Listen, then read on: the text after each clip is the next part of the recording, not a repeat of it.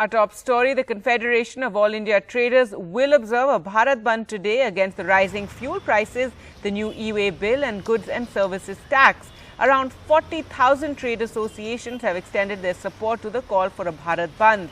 Dharnas will also take place across the country in over 1,500 towns and cities across states, is what the association has said. The All India Transport Welfare Association, which is the apex body of organised road transportation companies, has also extended its support for the Bharat Bandh and will hold chakka jam or road blockades in several parts. Also, farmer organisations protesting the new farm laws are also extending the support to the Bharat Bandh call.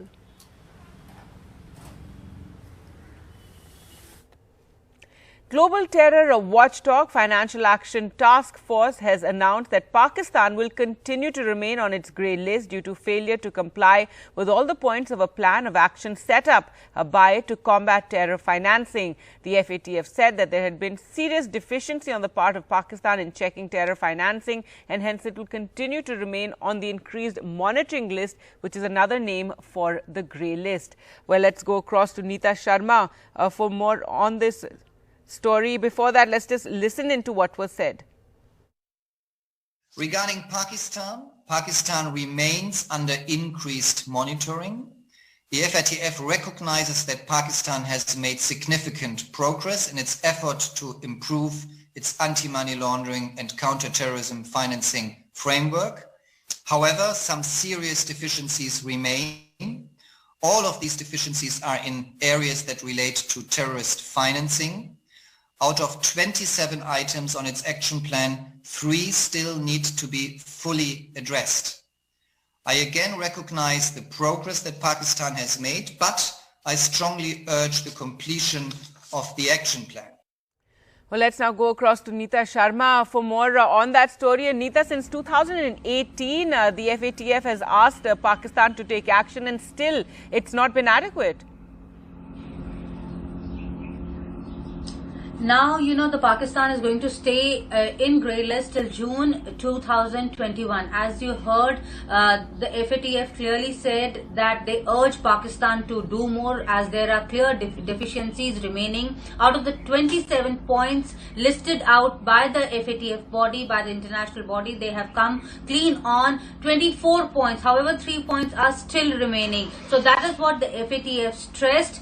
If I can just go in details, the points, they say the deficiencies remain as far as Pakistan is concerned. The first point is demonstrating that terror financing investigations and prosecutions target persons, entities acting on behalf or at the direction of designated persons or entities.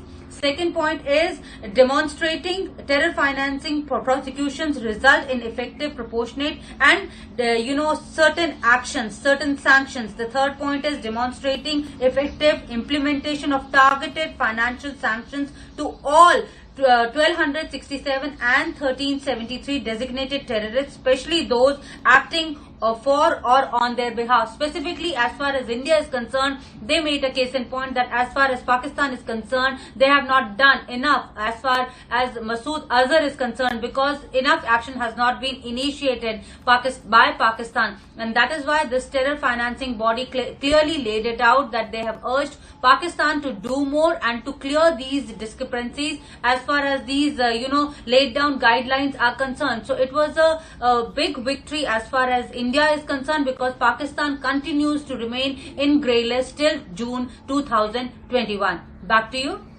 All right, Neeta, thanks so much for joining us with all those details. And now some good news as far as India and Pakistan go. A rare phone call between the DGMOs of India and Pakistan on Monday has now led to a major peace move between the two countries.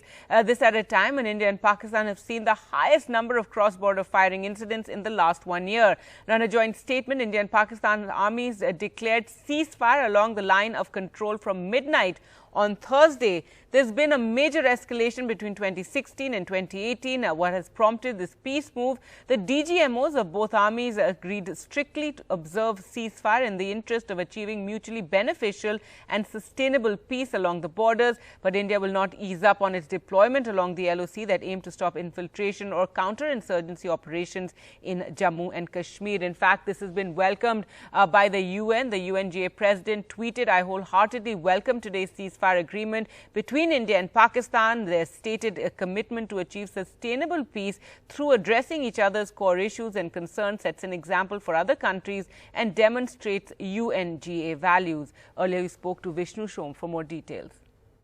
Vishnu joins us with the very latest. Vishnu, it's a rare phone call that you're reporting on. What's really prompted this ceasefire? Well, we don't really know what has prompted it other than the fact that it's taken place, and I think that that is extremely welcome. Well, this essentially means that within a couple of days of that situation, with China getting better somewhat, with de-escalation taking place, you've got de-escalation of a sort on the line of control between India and Pakistan, and it's coming after a very long time. It basically means that both sides will stop their artillery duels. There will not be cross-border shelling. However, what's been made absolutely clear to me is that India will continue to maintain a very robust posture as far as the counter-insurgency grid is concerned. There will be no let-up on that. But the way it's worked is a couple of days back, the Directors General of Military Operation of both countries, India and Pakistan, spoke to each other, and then they decided that, look, as of 12 a.m. this morning, India and Pakistan would reinforce that ceasefire. Now, that ceasefire is interesting because, remember, it was in 2003 when India and Pakistan agreed to a ceasefire on the line of control. That went up to 2016. And then there was the Uri terror attack, after which, both sides started firing and attacking each other. In 2018, there was an effort by Pakistan to try and get the ceasefire working again. That didn't work. India felt that Pakistan was not sincere. And in the last couple of years, we've seen unprecedented levels of shelling on both sides, attempts by Pakistan to infiltrate our territory, and the Indian Army's response to all of this has been fairly robust. But now there is this move, and it's great that it's a joint statement which has emerged from India and Pakistan to say that, look, let's get back to the ceasefire, everybody waiting and watching to see if it lasts. Meanwhile, External Affairs Minister Dr. Jaishankar has spoken to his Chinese counterpart, the Foreign Minister, and reviewed the status of disengagement along the line of actual control.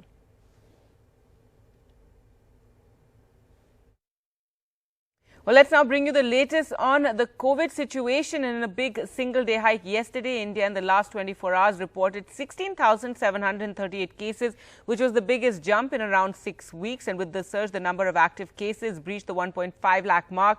Now, the number of daily fatalities also rose to 138. The government now says the upsurge in daily cases is being seen in 2 more states of Tamil Nadu and Gujarat, in addition to the 5 worst-hit states of Maharashtra, Kerala, Punjab, Madhya Pradesh and Chhattisgarh. Now, Tamil Nadu and Gujarat have also been added to this list. Delhi too is now reporting a rise in COVID cases, with 220 new cases being reported in the last 24 hours. And there you can see a rise over the last couple of days, with 220 cases being reported in Delhi. Now, in Maharashtra, it continues to be a big worry, with the cases surging past 8,800. And this is for the first time in 4 months that Maharashtra has breached the 8,000 daily cases mark. Those numbers came in yesterday. And in Maharashtra itself, we're seeing spikes in certain parts. And in Washim district, in a hostel, 225 students and 4 teachers tested positive for coronavirus. Most students are from the worst-hit Amravati and Yavatmal districts. The Washim school has now been declared a containment zone. So while these are worrying developments at a time when schools are reopening, the good news from Rajasthan at least is where there is no spike in COVID cases, even though schools in the state have been open for a month now at 50% capacity. The Rajasthan government has taken up on priority vaccinations of school teachers and frontline workers. Harsha Kumari Singh reports. Schools in Rajasthan from classes 6 to 12 open for over a month now. And fortunately, the corona graph in the state has shown no alarming rise. In the recent month, there are only 1,200 plus active cases in the state, and children say it's a relief to be back in school, especially since online classes prove to be a struggle for most. Online class में जैसे हमें थोड़ी problems हो रही थी वो अब हमें स्कूल आके रिवाइज कराया जा रहा है और सोशल डिस्टेंसिंग में भी ज़्यादा ध्यान दिया जा रहा है। कोई भी चीज़ एक्सचेंज करने की हमें अनुमति नहीं है, जैसे कि पहले लंच शेयर करते थे अब लंच शेयर भी नहीं कर सकते हैं। The government says their primary concern is that children should not fall back in the academic year due to COVID, and for that, now vaccinating government school teachers is a priority. किसी तरीके का कोई भी corona से संक्रमित होने की कोई रिपोर्ट प्राप्त नहीं हो रही है और पूरे हिंदुस्तान में 2.5 लाख का टारगेट था, उसके 1.25 लाख अकेले राजस्थान ने उसको अचीव किया है। तो मैं समझता हूँ देश में पहला स्टेट है राजस्थान जिसने शिक्षकों को जो है वो वैक्सीन लगाई है। In the drive to vaccinate frontline workers, 1.25 lakh government school teachers from rural areas received the jab. There are over 4 lakh government school teachers in Rajasthan. And in the next round, the focus will be on those teaching in urban schools. ग्रामीण क्षेत्रों में जो teachers हैं उनको लगाई जा रही है, शहरी क्षेत्र में अभी तक इसको लागू नहीं किया गया है। मैं ये चाहती हूँ कि शहरी क्षेत्र में भी अभी सभी शिक्षकों को ये वैक्सीनेशन लगाई जाए जिससे बच्चे सेफ रह सके। But despite the success so far, the government is worried about the rise in corona cases in other states in the country. As a precaution, all those coming into Rajasthan from Kerala and Maharashtra have now been asked to carry a COVID negative report. In Jaipur, Harsha Kumari Singh, NDTV. And while COVID cases continue to rise, daily vaccinations in the country have hit a new high of 7,63,771. Vaccinations were conducted in the country on February 24th, and 8 states have vaccinated more than 80% of healthcare workers. Advisory to states and UTs to expand COVID vaccination sessions to all public healthcare facilities and empaneled hospitals from March. Hope is just a few days away for people like 69-year-old Rishi Pal, a heart patient. Many doctors are being inundated with calls since Wednesday evening after the government's announcement opening vaccinations to the public above 60 and those above 45 with comorbidities. तो इस वजह से हम घर से कम निकलते थे, अपने घर पे ही रहते थे, जिससे कि परिवार की भी सेफ्टी हो जाए।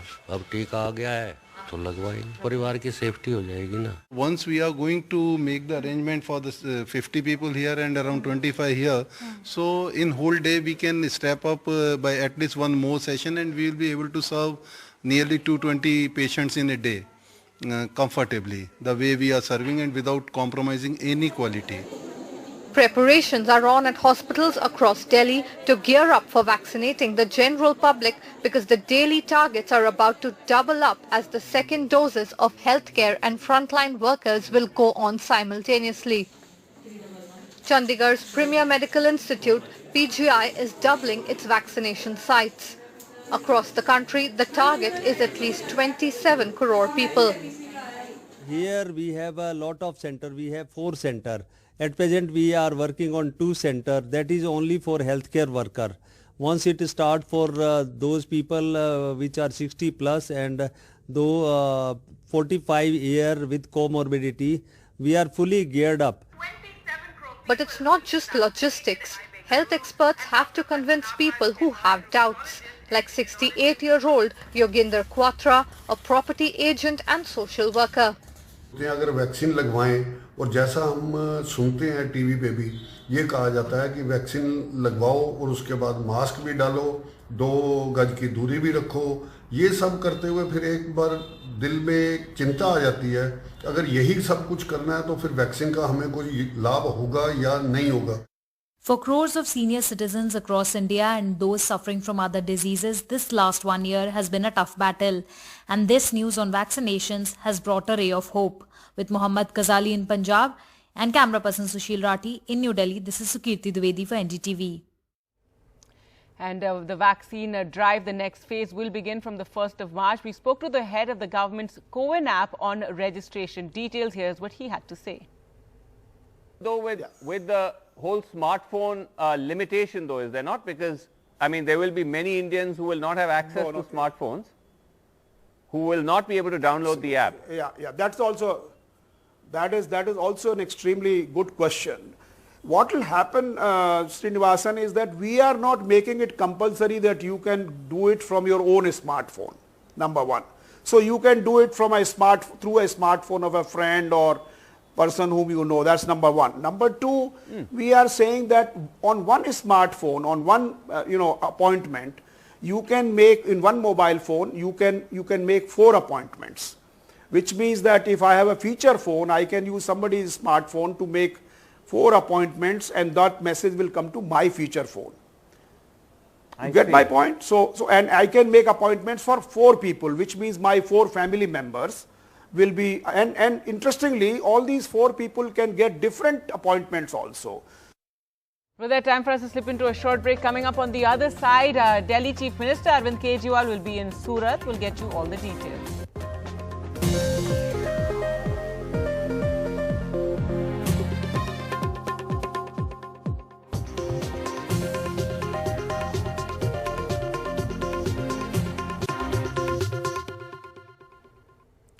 Welcome back. Well, let's get to the latest on Delhi Chief Minister Arvind Kejriwal, and he will be holding a roadshow today in Gujarat's Surat. This is after the Aam Aadmi Party's electoral success and its debut electoral local body polls there. Making inroads in Gujarat politics, the AAP won 27 seats in the Surat Municipal Corporation. Elated over the party's success in the municipal polls, Kejriwal said the AAP is the only party that is challenging the BJP in the country. He branded the party's success in Gujarat as the beginning of a new politics in the state. The BJP grabbed 93 out of the 120 seats in Surat, while the Congress and other parties didn't win any seats. And a day before today's roadshow, sources claim that the Delhi Chief Minister's security cover was downgraded and 4 out of 6 commandos in the cordon were removed. However, the Delhi PRO has quashed all these claims of Kejriwal's Z+ security cut. The Home Ministry also denied all such reports. The Delhi Police PRO said that Kejriwal has been provided Z+ security by the Delhi Police. मुख्यमंत्री जी जिनके पास मात्र 6 police के commandos का cover था, उन 6 police के commandos में से भी 4 कमांडोज केंद्र सरकार की मिनिस्ट्री ऑफ होम अफेयर्स ने, अमित शाह जी के डिपार्टमेंट ने विड्रॉ कर लिए हैं। मुझे लगता है बहुत दुखद है और बहुत खेद की बात है कि केंद्र सरकार किसी की सेफ्टी और सिक्योरिटी के लिए भी इस तरीके का कॉम्प्रोमाइज कर सकती है। इस तरीके की राजनीति पहले इस देश में कभी नहीं देखी गई। मैं मांग करना चाहूंगा कि केंद्र सरकार स्पष्ट करे कि किन कारणों से उन्होंने ये बहुत ही ओछा डिसीजन लिया है। Security cover provided to him remains unchanged, and there has been no reduction in the number of security personnel provided to him. The 4 police personnel, namely Constable Gagandeep, Constable Ankur, Constable Jitumani Das, and Constable Jitendra, were replaced by 4 other security personnel due to administrative reasons. In other news, the Punjab and Haryana High Court will take up the bail application of labour rights activist Nadeep Kaur today. The 23-year-old activist was held on Jan 12th on charges of extortion and attempted murder. The High Court had taken suo motu cognizance of her alleged illegal detention and had sought the Haryana government's response. Nadeep Kaur has alleged torture and physical assault during custody. She is lodged in Karnal jail. Earlier this week, the state government only produced the medical report of Kaur's associate Shiv Kumar, who faces similar charges but did not produce Kaur's medical report. A report by the Government Medical College and Hospital Chandigarh submitted to the court has said that the medical examination of Mazdoor Adhikar Sangathan President Shiv Kumar, an associate of Nadeep Kaur, showed multiple injuries, including at least 2 fractures on his left hand and right foot caused by blunt object and weapon. The injuries are more than 2 weeks old, is what the medical report said. He was picked up 4 days after Nadeep Kaur. With that, time for us to slip into a short break. Coming up on the other side, the Kerala Chief Minister has hit out at both Rahul Gandhi and the UP Chief Minister Yogi Adityanath.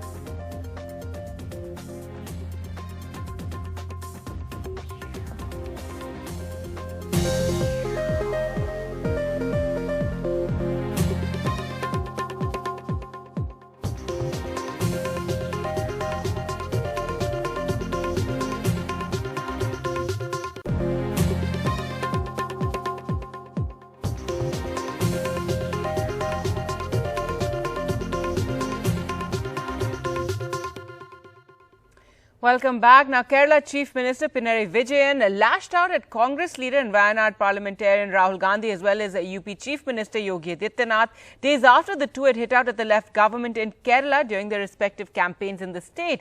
He said Rahul Gandhi and UP Chief Minister Adityanath may have different perspectives about Kerala but have the same feelings against the left. They are united in that. Congress തുടങ്ങി വെച്ച നിർദ്ദയം നടപ്പാക്കിയ കർഷക വിരുദ്ധ നയങ്ങളുടെ ഫലമായാണ് ഇതെല്ലാം സംഭവിച്ചത്. കൊല്ലപ്പെട്ട ലക്ഷക്കണക്കിന് കർഷകരുടെ രക്തം കോൺഗ്രസിന്റെ കൈകളിൽ പറ്റിയിരിക്കുകയാണ്. അനാഥമാക്കപ്പെട്ട അത്രയും കുടുംബങ്ങളുടെ ദുരിത ജീവിതങ്ങൾ ഓർക്കണം. ഈ പാതകങ്ങൾക്ക് കർഷകരോട് രാഹുൽ ഗാന്ധി കോൺഗ്രസിന് വേണ്ടി നിരുപാധികം മാപ്പ് പറയുകയാണ് വേണ്ടത്. ജനങ്ങളെ തമ്മിൽ തല്ലിക്കാനാണ് സർക്കാർ നോക്കുന്നത് എന്നാണ് UP മുഖ്യമന്ത്രിയുടെ മറ്റൊരു പരാമർശം. കഴിഞ്ഞ 5 വർഷക്കാലത്തെ അനുഭവമെടുത്താൽ ഈ 5 വർഷത്തിനിടയിൽ ഒരു വർഗീയ കലാപവും നടക്കാത്ത നാടാണിത്. രാജ്യത്ത് തന്നെ മതേതരത്വ മൂല്യങ്ങൾക്ക് വില നൽകുന്ന ഒരു ജനതയാണ് ഇവിടെയുള്ളത്. എന്നാൽ UPയിലെ സ്ഥിതി എന്താണ്? എത്ര വർഗീയ കലാപങ്ങളും വിദ്വേഷ പ്രവർത്തനങ്ങളുമാണ് അവിടെ നടക്കുന്നതെന്ന് മാധ്യമങ്ങൾ തന്നെ റിപ്പോർട്ട് ചെയ്തിട്ടുണ്ടല്ലോ. ശ്രീ യോഗി ആദിത്യനാഥിനും കേരളത്തെക്കുറിച്ച് വ്യത്യസ്ത കാഴ്ചപ്പാടാണെങ്കിലും ഇടതുപക്ഷത്തിനെതിരെ ഒരേ വികാരമാണ്. അതിലവർ വല്ലാതെ ഐക്യപ്പെടുന്നു. ഇവിടെ ഒരു കാര്യം ആവർത്തിച്ച് പറയാൻ ആഗ്രഹിക്കുന്നു. കേരളം മുന്നോട്ട് പോകുന്നത് നമ്മുടെ നാട്ടിലെ ജനങ്ങളുടെ താല്പര്യം മുൻനിർത്തിക്കൊണ്ടാണ്. ആരുടെയും പ്രത്യേകിച്ച് ഇതുപോലുള്ളവരുടെ സർട്ടിഫിക്കറ്റ് ലക്ഷ്യമിട്ടല്ല കേരളം മുന്നോട്ട് പോകുന്നത്. In now news from Uttar Pradesh, and a single-judge bench of the Allahabad High Court rejected the anticipatory bail application filed by Aparna Purohit, a top Amazon executive in India, over a UP police FIR in Noida against the makers of the web series Tandav. Now, Ms. Purohit has been accused of promoting religious enmity and defiling a place of worship. She has a protection from arrest in a second separate case filed by the police in Lucknow, and a different judge in the Allahabad High Court extended that protection till the 9th of March, 3 days ago. However, in this judgment, making strong observations while rejecting Ms. Purohit's anticipatory bail plea in the Noida case in a 20-page order, Justice Siddharth said the conduct of the applicant shows she has scant respect for the law of the land, and her conduct further disentitles her to any relief from this court. It also said that Western filmmakers have refrained from ridiculing Lord Jesus or the Prophet. So strong observations by that court while rejecting that bail application, anticipatory bail application. In other news, and staying with news of OTT platforms, the government announced new rules to regulate digital content, featuring a code of ethics which prescribes for the first time how digital news organizations, social media platforms and OTT streaming services will be regulated by the government. There should not be double standards. If an attack is there on Capitol Hill in Congress, then social media support the police action. But there is an aggressive attack on Lal Killa, the symbol of India's freedom, where our Prime Minister swore the national flag. You have double standard. Making the intentions clear, the government has announced far-reaching changes into how tech giants like Facebook, YouTube and Twitter operate in India. Content can be blocked by the government, though the Information and Broadcasting Minister says there will be safeguards. All media platforms must have the same justice system. और इसलिए हमने तय किया कि एक institutional mechanism सभी media के लिए होना चाहिए. There is a review mechanism which we have imported that of the telegraph rule, namely headed by the Cabinet Secretary in the Government of India and Chief Secretary in the State Government. Therefore, there are proper safeguards also in case of exercise of emergency powers. The new rules are social media firms have to disclose first originator of a post that is found objectionable, offensive, the identity, not the content. They will have to appoint Indian-based compliance officers. If they remove content, they will be required to inform users, give reasons for taking down their posts and hear them out. Digital streaming and social media platforms must have a grievance redressal system. Register user complaints in 24 hours and address it within 15 days. Appoint nodal contact for 24/7 coordination with law enforcement agencies. Set up provisions for voluntary verification of users.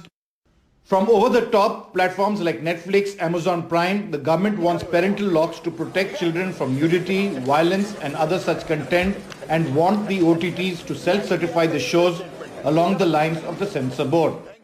Significant social media platforms with over 50 lakh users have been given 3 months to comply with the new rules. In New Delhi, Sunil Prabhu, NDTV. Now, days ahead of the announcement of election dates for Tamil Nadu and Puducherry, Prime Minister Narendra Modi inaugurated over a dozen development and infrastructural projects worth several thousand crores yesterday, making a strong pitch for the NDA.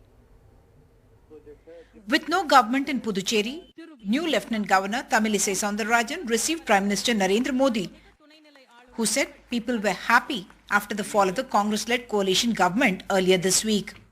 People of Puducherry are celebrating freedom from the misgovernance of Congress. Puducherry deserves a government whose high command is the people of Puducherry. NDA assures a people-powered government. Modi criticized Congress leader Rahul Gandhi for his comments comparing the North and South in Kerala yesterday, and also took a dig at Rahul Gandhi's gaffe on Ministry of Fisheries and also at former Chief Minister Narayanasamy, who he called a liar. I was shocked.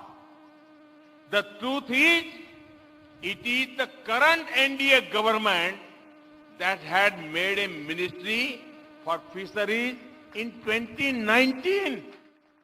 There was non-cooperation from the Congress government in Puducherry toward pro-people central schemes.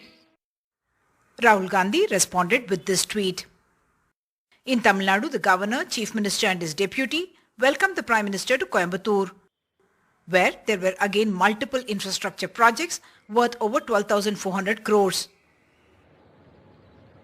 At a public meeting in the evening, the Prime Minister targeted the Congress and the DMK as parties synonymous with corruption and promotion of family rule. DMK and Congress meetings are like corruption hackathons. Their leaders sit and brainstorm how to loot. Those who give most innovative ways are given posts and ministries. The BJP is hoping to make political inroads in this western Congo belt that is incidentally the stronghold of its ally, the AIADMK. Uma Sudhir, NDTV. Delhi Chief Minister Arvind Kejriwal will hold a roadshow in Surat in Gujarat today after the Aam Aadmi Party's electoral success in its debut electoral local body polls. Making inroads in Gujarat politics, the AAP won 27 seats in the Surat Municipal Corporation. Elated over the party's success in the Surat Municipal polls, Kejriwal said that AAP is the only party that is challenging the BJP. He branded the party's success in Gujarat as the beginning of a new politics in the state. The BJP grabbed 93 out of the 120 seats in Surat, while the Congress and other parties didn't win any seats. NDTV's Sohit sent us this report. सूरत महानगर पालिका के चुनाव में आम आदमी party की ओर से जिस तरह से वो इस पूरे चुनाव में दूसरी सबसे बड़ी पार्टी या कह सकते हैं मुख्य विपक्षी पार्टी के तौर पर चुने जाने के बाद दिल्ली के मुख्यमंत्री अरविंद केजरीवाल आज सूरत आने वाले हैं। और उससे पहले हम देख सकते हैं कि जो आम आदमी पार्टी के कार्यकर्ता और यहाँ के जो नेता हैं वो यहाँ पर आए हुए हैं बड़े पैमाने पर, और उनका इंतजार भी किया जा रहा है। उनके स्वागत के लिए यहाँ पर आप देख सकेंगे कि तैयारियां भी की जा रही हैं। दरअसल आज अरविंद केजरीवाल की अगर बात करें तो वो सूरत में एक रोड शो भी करने वाले हैं, और इससे पहले एयरपोर्ट पर जो उनके कार्यकर्ता हैं वो आए हुए हैं। कहीं ना कहीं जिस तरह से ये डेब्यू एक तरह से कह सकते हैं कि आप जो सूरत म्यूनसिपल कॉरपोरेशन में हुआ है और उसमें जिस तरह से 27 सीटें आम आदमी पार्टी ने जीती हैं, तो उससे कहीं ना कहीं एक बड़ी जीत आप कह सकते हैं कि आम आदमी पार्टी की हुई है। और यहाँ पर हम कुछ लोगों से बातचीत भी करेंगे और जानने की कोशिश करेंगे कि आखिर कैसे ये सब हो पाया है। सर, आप सबसे पहले अगर बता दें कि किस तरह से आप लोग इतनी बड़े पैमाने पर क्या इस जीत की उम्मीद की गई थी कि 27 सीटें आएंगी या जो मुख्य विपक्षी पार्टियां होंगे सूरत में वो बनकर उभरेंगे? देखिए, पहली बार तो अभी केजरीवाल जी गुजरात में आ रहे हैं तो हम उसका तहे दिल से स्वागत करते हैं। मेन चीज़ यही है कि बदलाव की शुरुआत, पूरे देश में बदलाव की शुरुआत दिल्ली से हुई थी। पहली बार 27 सीट आई थी, वहाँ से केजरीवाल जी ने काफ़ी बड़ा काम किया और तीसरी बार वहाँ पे चीफ मिनिस्टर बने। जो 5 साल में अरविंद केजरीवाल जी के नेतृत्व में जो काम दिल्ली में हुआ, काफ़ी गुजरात के और समग्र देश के सभी राज्य के लोग चाहते थे कि आम आदमी पार्टी भी हमारे स्टेट के अंदर आए, प्रतिनिधित्व करे। और जो गुजरात में लोग बदलाव चाहते थे, लास्ट 25 सालों से बीजेपी और कांग्रेस साथ मिलकर जो भी जनता को लूटने का काम करते थे, विकास का काम कुछ हुआ नहीं था, लोग काफ़ी परेशान थे और वो कुछ नया विकल्प चाहते थे कि भाई केजरीवाल जी की तरह, आम आदमी पार्टी की तरह अच्छा विकल्प उसको मिले। और जो सूरत में शुरुआत हुई है, पूरे गुजरात को दिशा देने का काम सूरत ने किया है। और प्रथम बार हम 27 सीट के साथ में मुख्य विपक्षी दल के स्वरूप में ये सूरत में आए हैं, तो काफ़ी लोगों ने वोट किया। पहली बार लोगों ने सूरत के अंदर 16 लाख लोगों ने आम आदमी पार्टी को वोट किया, सभी ज्ञाति जाति समाज सब लोगों ने किया और काफ़ी वेलकम किया है। तो बदलाव की शुरुआत जैसे दिल्ली में हुई है, तो गुजरात में भी ये बदलाव का ये नज़रिया आपको देखने को मिल रहा है। Well, let's get you international news now. The US military has struck a site in Syria used by 2 Iranian-backed militia groups following a rocket attacks on American forces in the region in the past 2 weeks. According to a US official, the strikes marked the military's first known action under President Joe Biden. The site was not specifically tied to the rocket attacks but were believed to be used by Iranian-backed Shia militias operating in the region. A Pentagon spokesperson, John Kirby, said the strikes took place at President Biden's direction and were authorized not just to respond to recent attacks against American and coalition forces, but to deal with the ongoing threats to those personnel. A Syrian Observatory for Human Rights claimed that 17 pro-Iran fighters were killed in these particular strikes that took place. And finally, if one's child comes out as lesbian, gay, bisexual, it may or may not be something one has imagined or is prepared for, but parents' acceptance really matters to their health and safety. Instead of rejecting one's child, it's important to celebrate their identity. Take a look.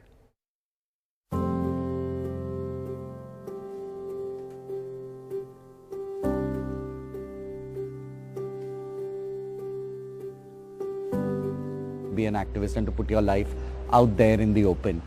And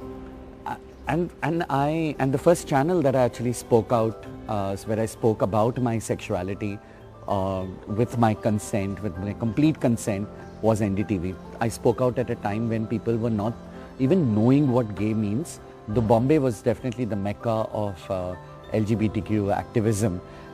But even at that time, there were these pockets which were there where people used to come out and speak. उसने जब कहा कि वो गे है तो मुझे ऐसे ही लग रहा था शायद because he was abused as a child. I felt कि maybe his attraction towards men is because of the abuse, which I know today is not the right attitude. So my acceptance was immediate.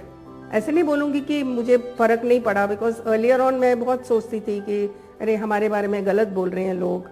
But then a day comes, a day dawns, when you feel कि your son is more important than anything in the world. तो वो जब मेरे मन में आ गया वो बात कि नहीं मेरे बेटे के साथ मुझे खड़ा ही रहना है, तो I said to hell with everybody. I just want to tell people that coming out is a process, it's a journey, it is never a destination. You come out to a lot of people, but the first thing that you need to come out, first person that you come out to, the person in the mirror. You need to look at yourself in the mirror at that state of your life is valid, and it's no one's business to tell you that you are invalid or that you're wavered in your thinking just because you're different. ऐसे कोई माँ बाप नहीं है जो अपने बेटे को नहीं एक्सेप्ट करेगा. धीरज रखो, उन्हें टाइम दो. This thing will happen. एक ना एक दिन तुम्हें जरूर एक्सेप्ट करेंगे, but we must give them the time and the patience.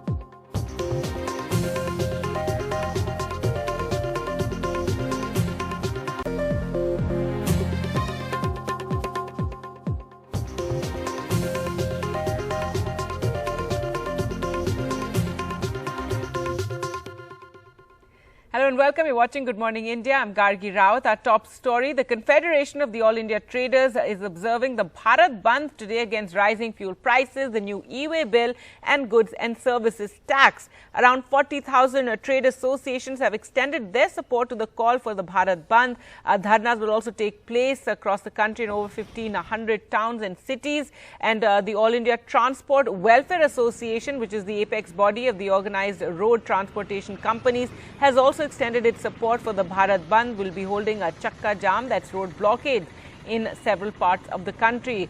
Several farm organizations who are protesting against the new farm laws are also extending their support to the call for a Bharat Bandh today. Let's now focus on the COVID numbers, and in a big single-day hike. Yesterday, India reported 16,738 daily cases. That's the biggest jump in around 6 weeks. With the surge, the number of active cases on Thursday breached the 1.5 lakh mark, and the number of daily fatalities also rose to 138 during that period. The government now says the upsurge in daily cases is being seen in 2 more states of Gujarat and Tamil Nadu, in addition to the 5 worst hit states of Maharashtra, Kerala, Punjab, Madhya Pradesh and Chhattisgarh. Now Tamil Nadu and Gujarat have also been added to this list. Delhi too is reporting a rise in COVID cases, with 220 new cases reported in the last 24 hours. Maharashtra, however, continues to be the big worry, with cases now surging past the 8,800 mark. And this is for the first time in 4 months that Maharashtra has breached 8,000 daily COVID cases. Now, while COVID cases are seeing an uptick, daily vaccinations in the country have hit a new high, with 7,63,771 vaccinations conducted on February 24th. 8 states have vaccinated more than 80% of healthcare workers. An advisory to states and union territories is to expand the COVID vaccination sessions to all public healthcare facilities and impaneled hospitals from the 1st of March. Hope is just a few days away for people like 69-year-old Rishi Pal, a heart patient. Many doctors are being inundated with calls since Wednesday evening after the government's announcement opening vaccinations to the public above 60 and those above 45 with comorbidities.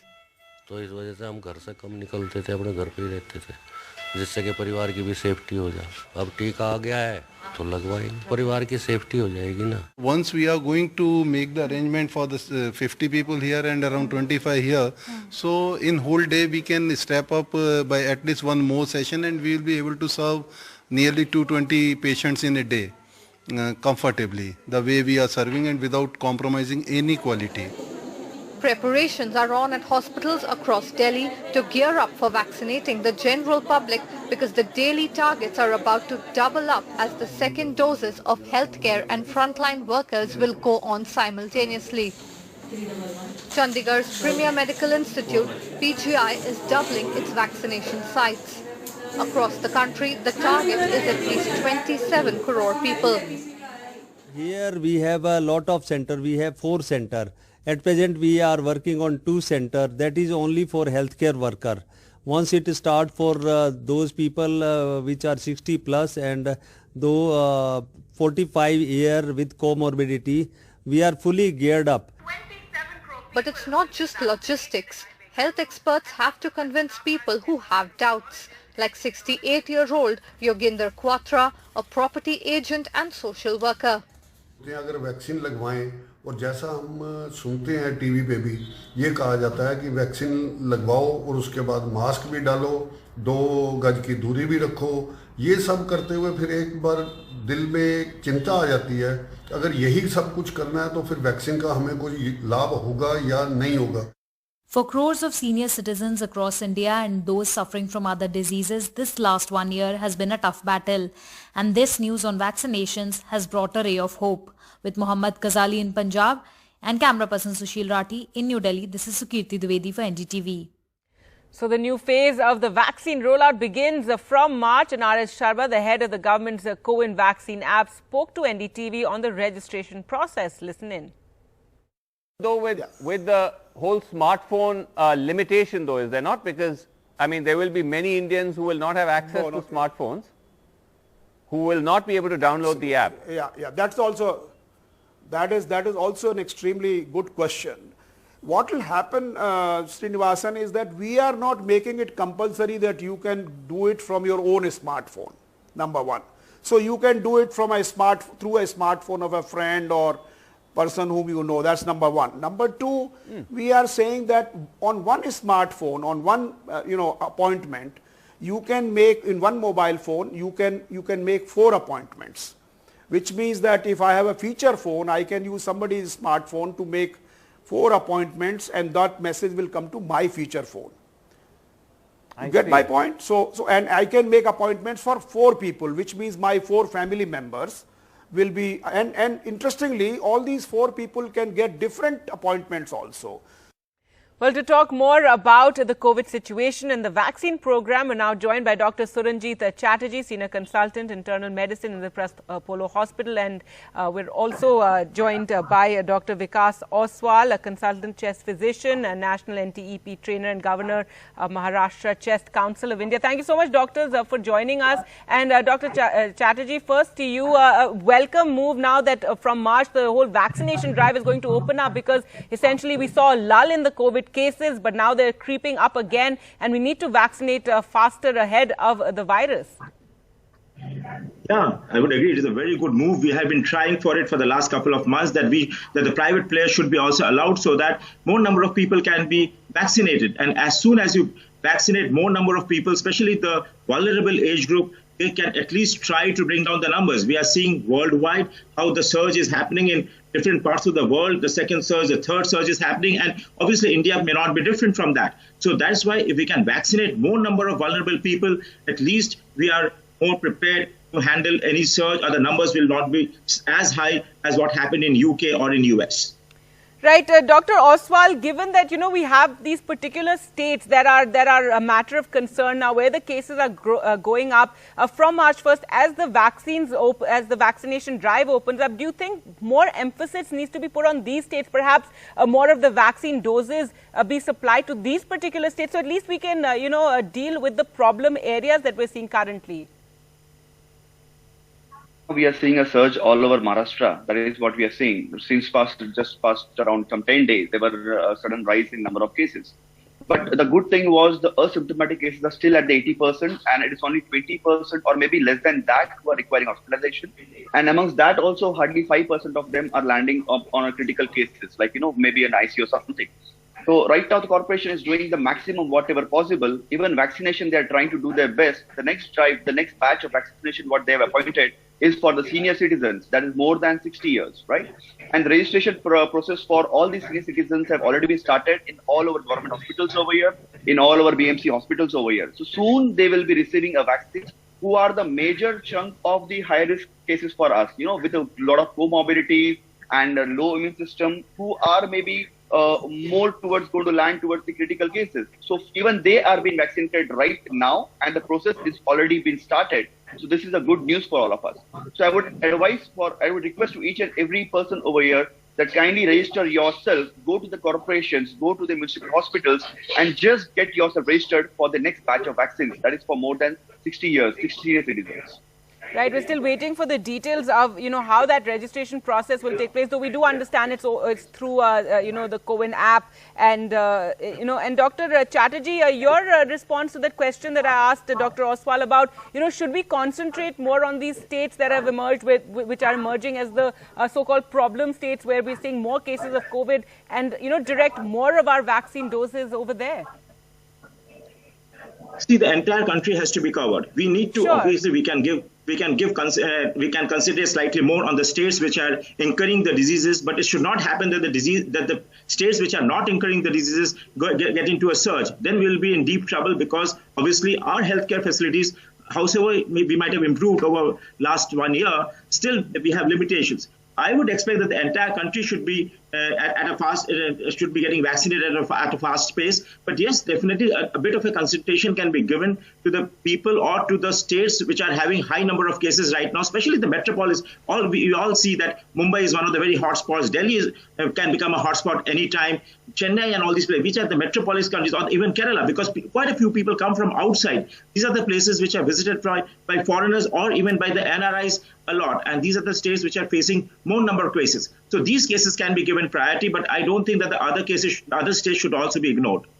All right. And Dr. Oswal, what, issues would you like to see, addressed with the next phase of the vaccine drive? We do know that earlier there was some amount of vaccine hesitancy. So now it's been over, a month that the vaccines have been given to frontline healthcare workers. And also, should there be vaccinations carried out every single day, and in more and more centers already the private, hospitals have been roped in?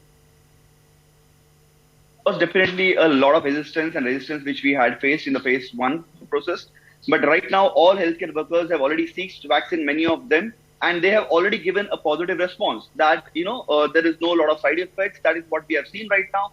There is no single death right now what we have seen in after post-vaccination. So definitely it's safe. You all can definitely think for it and just go ahead. So resistance this time in second phase would be lesser. That is what we are expecting. And we are expecting more and more registrations from the community right now.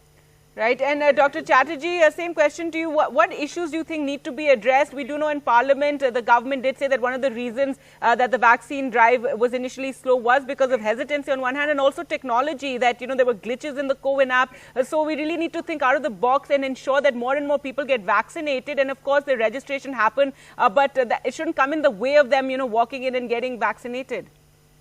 Yeah, systems have just obviously there were initial hitches. Even the people, including the healthcare workers, were not willing to take vaccines. All of them, even in a big hospital, even in a city like Delhi, which is well aware of the disease and everything, there was definitely hesitancy even amongst healthcare workers. But as time has gone by, people have become more prepared. People have seen that the side effects are minimal. They are not even happening except for a bit of fever and the pain at the injection site. So definitely more number of people are prepared. But even in the last 2 days, when the government has opened up, I have received calls from several patients, including people who are above 45 with comorbidities and above 60, who are there's still slight hesitancy, but the acceptance, I would say, is much, much better than when it began. The healthcare people have they have been the role model now. They have shown that the side effects are less. They have themselves got themselves vaccinated, and I hope that more and more people come and get themselves vaccinated, because even if that 5% people who go to the ICU, or even that 15% people who become serious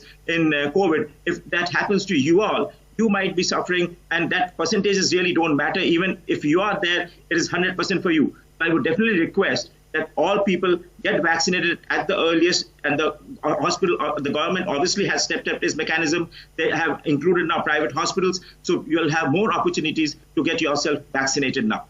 All right, and we're waiting more details about the entire registration and how it's to take place. But thank you so much, Dr. Chatterjee and Dr. Oswal, for speaking to us this morning. With that, time for us to slip into a short break. We'll get you more news updates on the other side. Stay with us.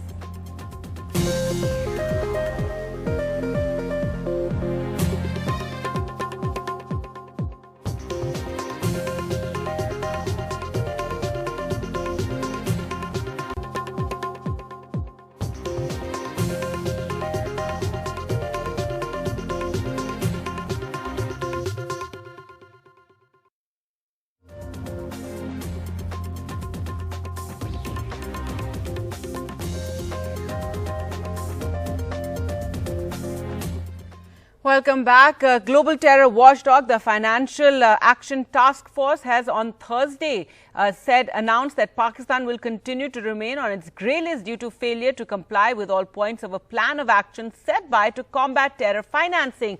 Now, the FATF said that there has been serious deficiency on the part of Pakistan in checking terror financing, and hence it will continue to remain on the increased monitoring list, which is another name for the grey list. Now, the Paris-based FATF had placed Pakistan on the grey list in June 2018 and had asked Islamabad to implement a plan of action to curb money laundering and terror financing by the end of 2019, but the deadline was then extended due to the pandemic. Regarding Pakistan, Pakistan remains under increased monitoring. The FATF recognizes that Pakistan has made significant progress in its effort to improve its anti-money laundering and counter-terrorism financing framework. However, some serious deficiencies remain. All of these deficiencies are in areas that relate to terrorist financing. Out of 27 items on its action plan, 3 still need to be fully addressed. I again recognize the progress that Pakistan has made, but I strongly urge the completion of the action plan. And staying with news of India and Pakistan, now some good news. A rare phone call between the DGMOs of India and Pakistan has led to a major peace move between the two countries. This at a time when India and Pakistan have seen the highest number of cross-border firing incidents in the last year. In a joint statement, India and Pakistan armies declared a ceasefire along the LOC from midnight on Thursday, and there's been a major escalation between 2016 and 2018 that prompted this peace move. The DGMOs of both armies have agreed to strictly observe the ceasefire in the interest of achieving mutually beneficial and sustainable peace along the borders. News now from Kerala, and a large haul of explosives was seized from a train in a Kozhikode railway station. The Railway Protection Force seized over 100 gelatin sticks and 350 detonators from a passenger travelling on the train. This was seized from the Chennai-Mangalapuram Express. A lady passenger named Ramani, a native of Tamil Nadu, has been taken into custody. Let's go across to Sneha now for more. And Sneha, give us more details about this seizure. Well, Gargi, this happened even as, the elections are coming near and police is looking at all aspects. However, in this particular case, the Railway Protection Force says that the woman has said she had brought these explosives essentially for a local purpose of digging wells and related activities. So the police say that they are looking at all aspects and they are probing this particular case that has happened. Around 100 gelatin sticks and 350 detonators from this particular woman passenger who was traveling.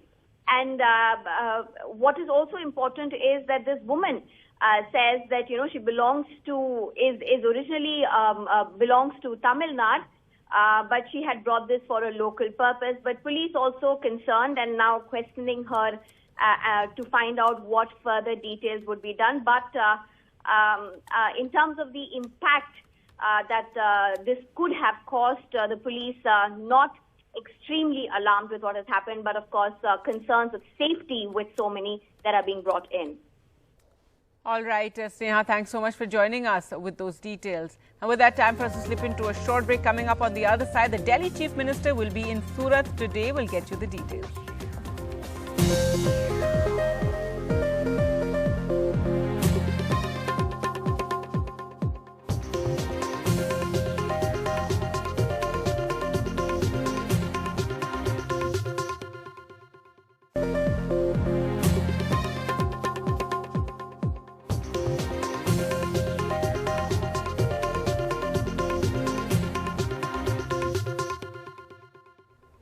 Welcome back. Delhi Chief Minister Arvind Kejriwal is in Gujarat. He'll be holding a roadshow in Surat. This after his party opened its account in the civic body polls. He'll also be meeting with the corporators there. And this is after the Aam Aadmi Party won over 20 seats in the civic body polls there in Surat. Well, let's go. NDTV Sohit sent us this report. After the successful electoral debut of Aam Aadmi Party in Surat municipal elections, Chief Minister of Delhi Arvind Kejriwal is expected to visit Surat today, and he'll be also participating in a roadshow over here. Before that, what we can see is the workers of Aam Aadmi Party have reached at the airport. There are preparations being made to welcome him at the airport. If we talk about the Surat municipal elections, Aam Aadmi Party is the second largest party, or we can say the party which will be sitting in the opposition over here. We'll also speak with their leaders over here and try to understand that what exactly happened. There are also cooperators who have won over here. Sir, सबसे पहले आपसे जानना चाहेंगे, जो पहला सवाल है, क्या उम्मीद की गई थी इतनी बड़ी जीत की? 27 सीटें मिलेंगी, कांग्रेस को जब एक भी नहीं मिली हैं, 27 सीटें मिल रही हैं, उसके बाद आज अरविंद केजरीवाल यहाँ पर आकर एक रोड शो करने वाले हैं। बिल्कुल आम आदमी पार्टी ने उम्मीद की थी, क्योंकि गुजरात में 25 साल से लोग बदलाव चाहते थे। बीजेपी और कांग्रेस के शासन में लोग काफ़ी परेशान थे, क्योंकि दोनों मिलके सरकार चला रहे थे। इसमें पक्ष विपक्ष एक ही था। लोग चाहते थे कि अच्छा कोई विकल्प आए जो हमारा सॉल्यूशन करे, हमारी समस्या का समाधान करे। और पूरे देश में अभी उम्मीद के तौर पे गुजरात के सभी लोग वो उम्मीद के तौर पे केजरीवाल जी को, आम आदमी पार्टी को वेलकम करना चाहते थे, और पूरी मजबूताई के साथ में हम लड़े, पूरे गुजरात में लड़े। अभी भी और इलेक्शन बाकी है, काफ़ी उम्मीद है सीटें आने की। और मेन चीज़ यही है कि हमारे काफ़ी ये पहली बार चुनाव लड़े और सूरत के अंदर आम आदमी पार्टी 16 लाख वोट लेके आई, तो वो काफ़ी बड़ी जीत है। और तीसरी बात यही है कि काफ़ी हमारे जो कैंडिडेट है वो कैंडिडेट बहुत कम मार्जिन से चुनाव हारे हैं। और मेन चीज़ वो भी है कि पूरे सूरत के अंदर कांग्रेस जीरो पे आ गई है। लोगों ने कांग्रेस पे भरोसा नहीं किया। अभी तक लोग कांग्रेस को विकल्प नहीं मानते थे, विकल्प नहीं था, इसलिए वो बीजेपी को चुनना उसकी मजबूरी थी। तो अभी ये विकल्प आ गया है, कांग्रेस जीरो पे आई। इसका सीधा मतलब यही है कि आम आदमी पार्टी को लोग विकल्प के तौर पे देख रहे हैं, और नेक्स्ट टाइम आम आदमी पार्टी को सत्ता में भी लोग लाएंगे। News now from Uttar Pradesh, where a single judge bench of the Allahabad High Court yesterday rejected an anticipatory bail application filed by Aparna Purohit, top Amazon executive in India, over a UP police FIR in Noida against the makers of the web series Tandav. Now, Ms. Purohit has been accused of promoting religious enmity and defiling a place of worship. She, however, has protection from arrest in a second separate case which was filed in Lucknow. Well, let's go across to Alok for more. And Alok, so there are these two separate cases that have been filed against Ms. Purohit. In one of them, she's received protection, this anticipatory bail, but in the other one, she hasn't. And in fact, the judge made some very, very strong observations. Well, yes, he indeed did. I'd also like to speak about what happens now. So in the Lucknow case where she has protection from arrest, Gargi, she was questioned for about 3 hours, I think 2 days ago. And that was after an Allahabad High Court direction that asked her to appear before the Hazratganj police in Lucknow at a designated day and time, and that's what she did. And that judge, or those judges, had then extended her protection from arrest in the Lucknow case till the 9th of March. But this is a separate FIR, and there was a series of FIRs, if you remember, that were filed across the country against the makers of Tandav. Now in this case, in the Noida police FIR, a single judge bench, as you pointed out, of the Allahabad High Court has refused Ms. Purohit any protection from arrest, and given out a 20-page order actually, and made some very strong observations, as you point out, talking about how Hindi filmmakers have repeatedly gone ahead and ridiculed Hindu gods and goddesses. In fact, the judgment also has a detailed reference to the case of Munawar Farooqi, the comedian who spent many days, Gargi, in a Madhya Pradesh prison before he was granted bail by the Supreme Court. This order acknowledges that he was granted relief by the apex court of the Supreme Court, but also goes on to say, and I want to read out 2 lines if you give me the time, that an obscure stand-up comedian, Munawar Farooqi from Gujarat, made comments on Hindu gods and goddesses in a New Year show at Indore and gained undue publicity on being arrested in a case. This shows that from films, this trend has passed to comedy shows. Such people make the revered figures of religion of majority community source of earning money in most brazen manner, taking benefit of the liberal and tolerant tradition of the country. There are similar observations about Tandav and about, like I said previously, Hindi filmmakers, etc. What could happen now is that the Noida police could call in Ms. Purohit and the others who've been named in the FIR, including the directors of the web series, for questioning, and then things will proceed from there. When that happens, I cannot say, but now that the Allahabad High Court has given out the strong order in the Noida case, it is most likely that some form of questioning will certainly happen. All right. Thanks so much, Alok, for joining us with all those details. Well, in other news now, days ahead of the announcement of the election dates in Tamil Nadu and Puducherry, yesterday the Prime Minister inaugurated over a dozen development and infrastructural projects worth several thousands of crores there, making a strong pitch for the NDA. Here's a report. With no government in Puducherry, new Lieutenant Governor Tamilisai Soundararajan received Prime Minister Narendra Modi, who said people were happy after the fall of the Congress-led coalition government earlier this week. People of Puducherry are celebrating freedom from the misgovernance of Congress. Puducherry deserves a government whose high command is the people of Puducherry. NDA assures a people-powered government. Modi criticized Congress leader Rahul Gandhi for his comments comparing the North and South in Kerala yesterday, and also took a dig at Rahul Gandhi's gaffe on Ministry of Fisheries and also at former Chief Minister Narayanasamy, who he called a liar. I was shocked. The truth is, it is the current NDA government that had made a ministry for fisheries in 2019. There was non-cooperation from the Congress government in Puducherry toward pro-people central schemes. Rahul Gandhi responded with this tweet. In Tamil Nadu, the Governor, Chief Minister and his deputy welcomed the Prime Minister to Coimbatore, where there were again multiple infrastructure projects worth over 12,400 crores. At a public meeting in the evening, the Prime Minister targeted the Congress and the DMK as parties synonymous with corruption and promotion of family rule. DMK and Congress meetings are like corruption hackathons. Their leaders sit and brainstorm how to loot. Those who give most innovative ways are given posts and ministries. The BJP is hoping to make political inroads in this Western Congo belt that is incidentally the stronghold of its ally, the AIADMK. Uma Sudhir, NDTV.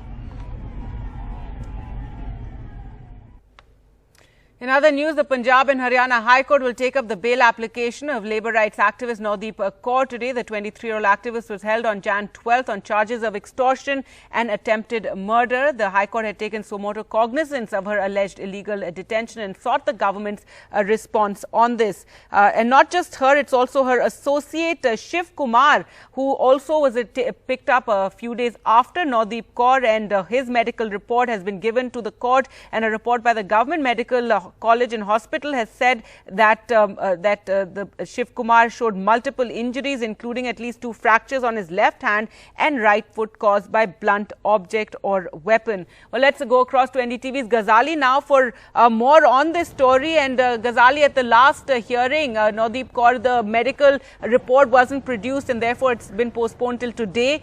So today her bail plea will be heard, and this will become a big rallying point for those who are supporting the farmers' protests and also hitting out at the arrest of this young woman. Yes, certainly. Today, the bail plea for Navdeep Kaur will be heard. In the last hearing, what has happened that the court has clubbed all the petitions. There are actually 3 petitions. One, bail petition of Navdeep Kaur. There is another suo motu cognizance which the court had taken over the alleged illegal arrest of Navdeep and Shiv Kumar. And the third bail plea was a separate bail plea filed by Shiv Kumar, Navdeep's associate. But today, in these 2 cases, the suo motu cognizance taken by the court and the bail plea of Navdeep Kaur will be heard today, because in the last hearing what the police did or the Haryana government did, that they didn't produce all the medical reports of Navdeep Kaur and Shiv Kumar. So that's why the bail plea, the hearing was adjourned till 26th, like today, and the Haryana government was asked to produce all the medical reports so that the medical reports can show the sequence, whether during the custody there was torture and what is the status of the recent reports. So that is why the judge, the honorable judge, had said that once all the reports will come in, all the medical reports will will sort of ensure that when these injuries were inflicted upon, whether it was after the arrest or before the arrest. So today at around 10 tentatively, the bail plea will be heard in this High Court. All right, Ghazali, thanks so much for joining us with those details. Well, with that, time for us to slip into a short break. On the other side, we'll get you international and sports news. Stay with us.